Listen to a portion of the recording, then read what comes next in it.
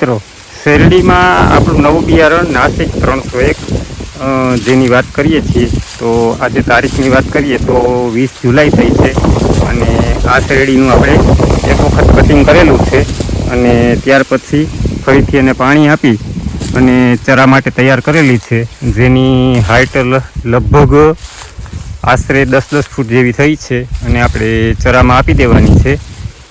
તો સારા બિયારણની વાત કરીએ, તમને દેખાડીએ. આપણું નાસિક 301 જોઈ લ્યો. જે આપણે પહેલી વખત કટિંગ થયું હતું ને એમાં જે કાતરીની સાઇઝ અને કલર નીકળ્યો હતો ને અત્યારે પણ એ જ કલર છે. હજુ તમને આગળ પણ બતાવું અને વિડીયોમાં પણ તમે જોજો એટલે તમને ખ્યાલ આવે.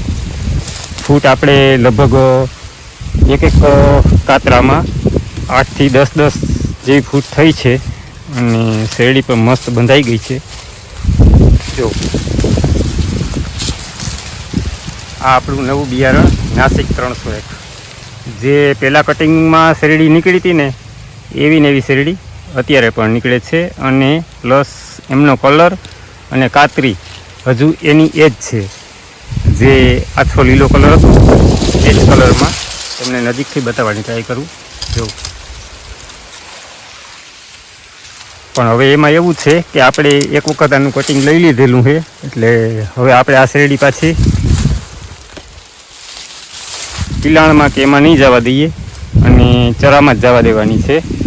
તો જો કોઈ ભાઈઓને ચરામાં જરૂરિયાત હોય તો કમેન્ટ બોક્સમાં મેસેજ કરજો. અને આમેય આ વર્ષે થોડીક વરસાદની તકલીફ હતી ને એના લીધે અત્યારે ચરામાં વધારે જરૂર પડે છે. જો આ કટિંગ લગભગ આપણે છે ને 1.5 થી 2 મહિના જેવો ટાઈમ થયો છે અને નીચે આમાં હાઇટ 4 થી 5 ફૂટ જેવી છે અને ઊંચી હાઇટ છે એ લગભગ 10-10 ફૂટ જેવી થઈ ગઈ છે.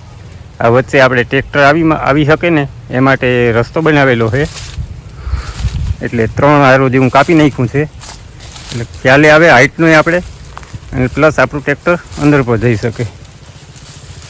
તો શું કહેવું છે તમારું? ખરેખરથી ખાલી વખાણ નથી કરતા, પણ આ આપણું બિયારણ છે.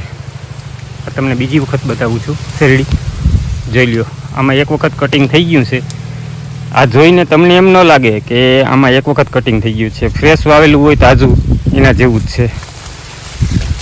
કેમ કે કાતરીની સાઇઝ અને શેરડીનો કલર બંને જે પહેલું કટિંગ હોય ને એવો જ છે. હજુ એવું નથી કે તમને એક સાઠો બતાવું, આગળ પણ બતાવું. જો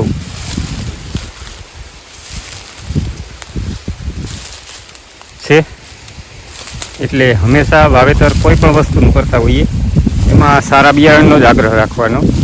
કદાચ થોડુંક મોંઘું પડે અથવા તો ટાઈમે ન મળે, પણ જ્યારે પણ મળે ને ત્યારે સારા બિયારણનો ઉપયોગ કર્યો હોય ને તો આ ફાયદો થાય. જોઈ લ્યો. પ્લસ અત્યારે પણ એક વેત જેવી આપણી કાતરી બંધાઈ ગઈ છે.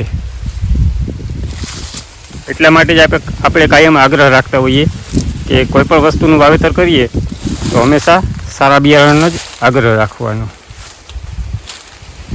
ધન્યવાદ.